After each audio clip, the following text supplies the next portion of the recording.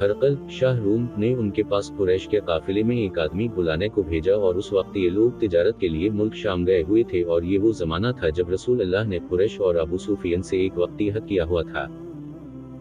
जब अबू सुफियन और दूसरे लोग हरकल के पास एलिया पहुंचे जहां हरकल ने दरबार तलब किया था, इसके गर्द रूम के बड़े बड़े लोग, उलमा, वुज़रा, अमरा बैठे हुए थे। हरकल ने उनको और अपने तर्जुमान को बुलवाया, फिर उनसे पूछा कि तुम में से कौन शख्स मुद्दई रिसालत का ज्यादा करीबी अजीज है। अबू सुफियन कहते हैं कि मैं बोल उठा कि मैं इसका सबसे ज्यादा करीबी रिश्तेदार हूँ। ये सुनकर हरकल ने हुक्म दिया कि इसको, अबू सुफियन को, मेरे करीब ला कर बैठाओ और इसके साथियों को इसकी पीठ के पीछे बिठा दो। फिर अपने तर्जुमान से कहा कि इन लोगों से कह दो कि मैं अबू सुफियन से उस शख्स के, यानी मोहम्मद के हालात पूछता हूँ। अगर ये मुझसे किसी बात में झूठ बोल दे तो तुम इसका झूठ जाहिर कर देना। अबू सुफियन का कौल है कि खुदा की कसम, अगर मुझे ये गैरत ना आती कि ये लोग मुझको झटलाएंगे तो मैं आपकी निस्बत जरूर गलत गोई से काम लेता। खैर, पहली बात जो हरकल ने मुझसे पूछी वो ये कि उस शख्स का खानदान तुम लोगों में कैसा है। मैंने कहा वो तो बड़े ऊंचे आली नस्ब वाले हैं। कहने लगा उससे पहले भी किसी ने तुम लोगों में ऐसी बात कही थी। मैंने कहा नहीं। कहने लगा अच्छा, उसके बरों में कोई बादशाह हुआ है। मैंने कहा नहीं। फिर इसने कहा बड़े लोगों ने उसकी पैरवी इख्तियार की है या कमजोरों ने। मैंने कहा नहीं, कमजोरों ने। फिर कहने लगा इसके ताबादार रोज बढ़ते जाते हैं या कोई साथी फिर भी जाता है। मैंने कहा नहीं। कहने लगा कि आपने इस दुआ नबुवत से पहले कभी किसी भी मौका पर उसने झूठ बोला है। मैंने कहा नहीं। और अब हमारी इससे सुलह की एक मुकर्ररा मुद्दत ठहरी हुई है, मालूम नहीं वो उसमें क्या करने वाला है। सुफियन कहते हैं मैं इस बात के सिवा और कोई झूठ इस गुफ्तगू में शामिल ना कर सका। हरकल ने कहा क्या तुम्हारी इससे कभी लड़ाई भी होती है। हमने कहा हाँ। बोला फिर तुम्हारी और इसकी जंग का क्या हाल होता है। मैंने कहा लड़ाई डॉल की तरह है, कभी वो हमसे मैदान जंग जीत लेते हैं और कभी हम उनसे जीत लेते हैं। हरकल ने पूछा वो तुम्हें किस बात का हुक्म देता है। मैंने कहा वो कहता है कि सिर्फ एक अल्लाह ही की इबादत करो, इसका किसी को शरीक ना बनाओ और अपने बाप दादा की शरक की बातें छोड़ दो और हमें नमाज पढ़ने, सच बोलने, परहेजगारी और सिला रहमी का हुक्म देता है। ये सब सुनकर फिर हरकल ने अपने तर्जुमान से कहा कि अबू सुफियन से कह दे कि मैंने तुमसे उसका नसब पूछा तो तुमने कहा कि वो हम में अली नसब है और पैगंबर अपने कौम में अली नसब ही भेजे जाया करते हैं। मैंने तुमसे पूछा कि दावा नबुवत की ये बात तुम्हारे अंदर उससे पहले किसी और ने भी कही थी, तो तुमने जवाब दिया कि नहीं। तब मैंने अपने दिल में कहा कि अगर ये बात उससे पहले किसी ने कही होती तो मैं समझता कि उस शख्स ने भी उसी बात की तकलीद की है जो पहले कही जा चुकी है। मैंने तुमसे पूछा कि इसके बरों में कोई बादशाह भी गुजरा है, तुमने कहा कि नहीं।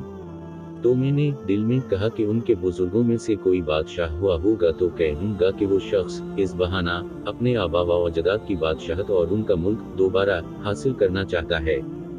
और मैंने तुमसे पूछा कि इस बात के कहने यानी पैगंबरी का दावा करने से पहले तुमने कभी इसको दरूद गोई का इल्जाम लगाया है। तुमने कहा कि नहीं।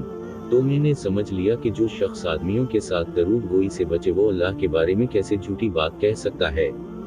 और मैंने तुमसे पूछा कि बड़े लोग इसके परू होते हैं या कमजोर आदमी।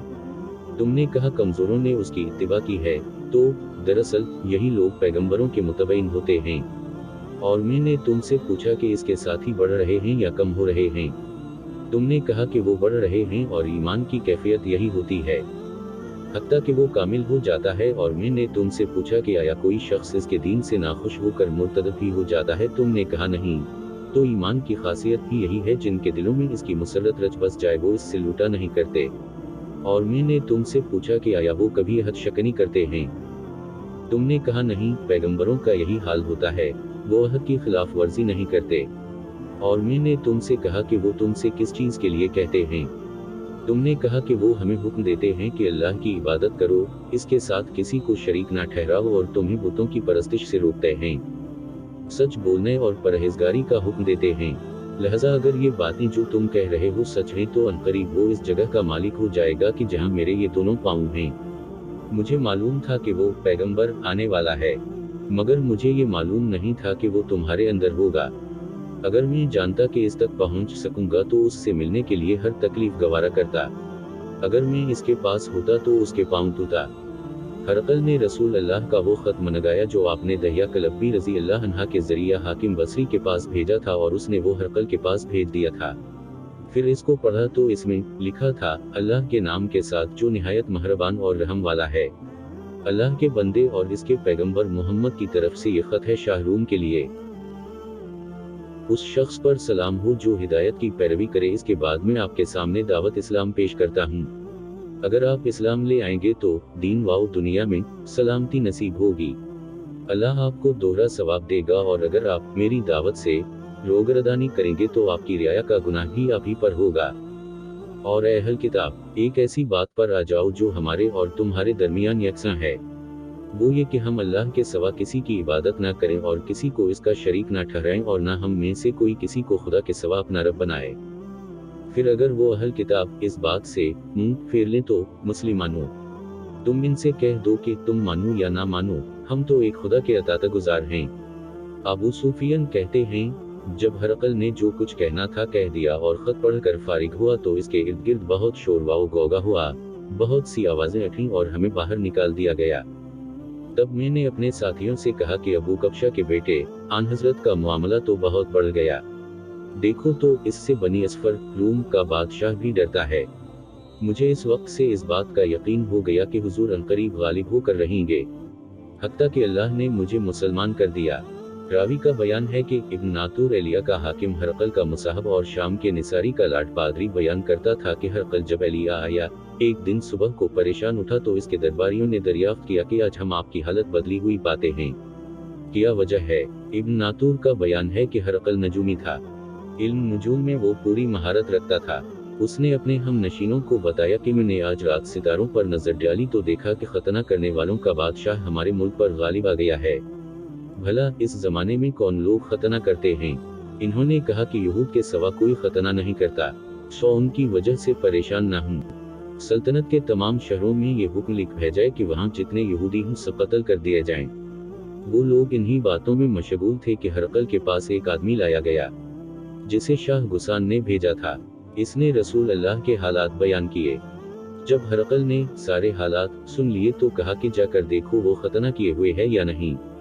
इन्होंने उसे देखा तो बतलाया कि वो खतना किया हुआ है। हरकल ने जब इस शख्स से अरब के बारे में पूछा तो उसने बतलाया कि वो खतना करते हैं। तब हरकल ने कहा कि यही मोहम्मद इस उम्मत के बादशाह हैं जो पैदा हो चुके हैं। फिर इसने अपने एक दोस्त को रोमिया खत लिखा और वो भी इल्म नजूम में हरकल की तरह माहिर था। फिर वहां से हरकल हमस चला गया। अभी हमस से निकला नहीं था कि इसके दोस्त का खत इसके जवाब में आ गया। इसकी राय भी हुजूर के ज़ुहूर के बारे में हरकल के मुवाफिक थी कि मोहम्मद वाकई पैगंबर हैं। इसके बाद हरकल ने रूम के बड़े आदमियों को अपने हमस के महल में तलब किया और इसके हुक्म से महल के दरवाजे बंद कर लिए गए। फिर वो अपने खास महल से बाहर आया और कहा, हे रूम वालों, क्या हिदायत और कामयाबी में कुछ हिस्सा तुम्हारे लिए भी है। अगर तुम अपनी सल्तनत की बका चाहते हो तो फिर इस नबी की बैत कर लो और मुसलमान हो जाओ। ये सुनना था कि फिर वो लोग वशी गधों की तरह दरवाजों की तरफ दौड़े, मगर इन्हें बंद पाया। आखिर जब हरकल ने इस बात से उनकी ये नफरत देखी और उनके ईमान लाने से मायूस हो गया तो कहने लगा कि उन लोगों को मेरे पास लाओ। जब वो दोबारा आए तो उसने कहा, मैंने जो बात कही थी इससे तुम्हारी देनी पख्तगी की आजमाइश मकसूद थी, सो वो मैंने देख ली। तब ये बात सुनकर वो सब के सब इसके सामने सजदे में गिर पड़े और इससे खुश हो गए। बिलाखिर हरकल की आखिरी हालत यही रही। अबू अब्दुल्ला कहते हैं कि इस हदीस को सालेह बिन किसान, यूनुस और मुअम्मर ने भी ज़हरी से रिवायत किया है।